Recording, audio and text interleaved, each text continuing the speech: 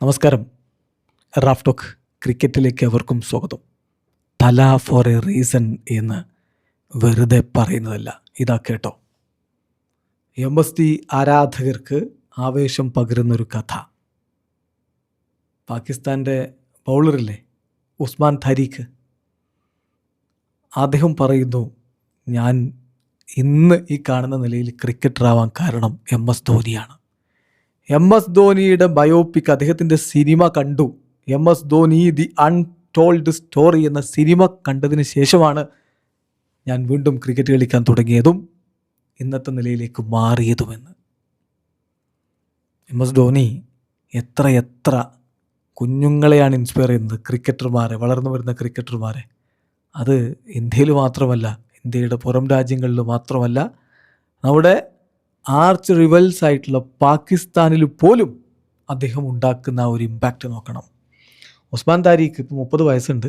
ആകെ 4 T20 മത്സരങ്ങൾ മാത്രമാണ് പാകിസ്ഥാന് വേണ്ടി അദ്ദേഹം കളിച്ചിട്ടുള്ളത് എന്ന കാര്യം കൂടി നോക്കണം. അപ്പോൾ അദ്ദേഹത്തെ സംബന്ധിച്ചിടത്തോളം അദ്ദേഹത്തിന് 4 വയസ്സുള്ളപ്പോൾ പിതാവ് മരണപ്പെട്ടതാണ്. ജീവിക്കാൻ നന്നായിട്ട് ബുദ്ധിമുട്ടിയ ഫാമിലിയാണ്. 2015 കളിയും മറ്റുമൊക്കെ മതിയാക്കി അദ്ദേഹം ദുബായിലേക്ക് പോയി. അവിടെ ജോബ് നോക്കി പോയതാണ്. ഒടുവിൽ അദ്ദേഹം അവിടെ ഒരു റിയൽ എസ്റ്റേറ്റ് ഫേമിൽ പർച്ചേസ് കോർഡിനേറ്ററായിട്ട് ജോലി ചെയ്തു. അത് അദ്ദേഹം തന്നെ തുറന്നു പറഞ്ഞ കാര്യങ്ങളാണ്. ഇപ്പോൾ ESPN ക്രിക്കറ്റ് ഫോർ റിപ്പോർട്ട് ചെയ്യുന്നുണ്ട്. എന്നിട്ട് അദ്ദേഹം കഴിഞ്ഞ ദിവസം കൊളംബോയിൽ വെച്ച് പറയുകയാണ്, MSDയുടെ ആ ഫിലിം കണ്ടപ്പോൾ എനിക്ക് വീണ്ടും കളിക്കണമെന്ന് തോന്നി. ധോനി റെയിൽവേസിൽ ടിക്കറ്റ് ചെക്കറായിട്ട് ക്രിക്കറ്ററാവുന്നതിന് മുമ്പ് വർക്ക് ചെയ്തിട്ടുണ്ട്. അതുപോലെ എന്നെക്കൊണ്ടും കഴിയുമെന്ന് എനിക്ക് തോന്നി. ഞാൻ ഹാർഡ് വർക്ക് ചെയ്യാൻ തീരുമാനിച്ചു എന്നാണ് അദ്ദേഹം തൻ്റെ ആ ഒരു കാര്യങ്ങൾ വിശദീകരിച്ചുകൊണ്ട് പറഞ്ഞത്. ആ വാക്കുകൾ എക്സാക്ട്ലി നമ്മൾ നോക്കിയാണ്. I came back to cricket after watching the MS Dhoni movie.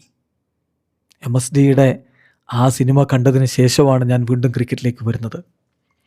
ആ സിനിമ കണ്ടപ്പോൾ എനിക്ക് തോന്നിയത് ഞങ്ങളുടെ കഥകൾക്ക് സാമ്യമുണ്ട് എന്നാണ്. ഞാനപ്പോൾ ഒരു ജോലി ചെയ്യുകയായിരുന്നു. MSDയും ക്രിക്കറ്റ് സീരിയസ്ലി എടുക്കുന്നതിന് മുമ്പ് ജോലി ചെയ്തിരുന്നു.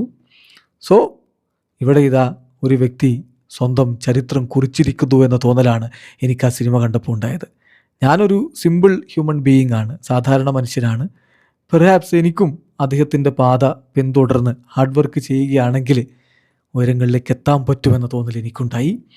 സോ ഞാൻ ക്രിക്കറ്റിലേക്ക് മടങ്ങി വന്നു. just because of MSD. I came back to cricket just because of MS Dhoni എന്ന് പറയുന്നു പാകിസ്ഥാനി ബൗളർ. ശരിക്കും പറഞ്ഞാൽ അയാളുടെ ആ ഒരു ഹാർഡ് വർക്ക് പെയ്ഡ് ഓഫ് ചെയ്തു എന്ന് തന്നെ പറയേണ്ടി വരും.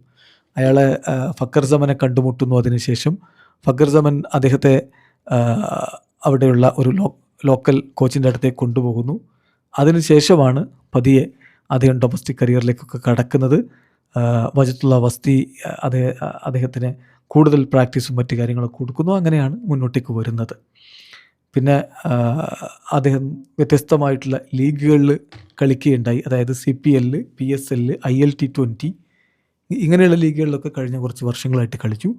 ഫൈനലി സൗത്ത് ആഫ്രിക്കയ്ക്കെതിരെ നവംബർ 2025 ഉള്ള മത്സരങ്ങൾക്ക് അദ്ദേഹത്തെ സ്ക്വാഡിലേക്ക് ഉൾപ്പെടുത്തി. പിന്നെ അദ്ദേഹത്തിൻ്റെ T20 ഡെബ്യൂ നടക്കുന്നു. 3 വിക്കറ്റുകൾ USAക്കെതിരെ എടുത്തുകൊണ്ടാണ് T20 ഡെബ്യൂ നമ്മൾ കണ്ടത്.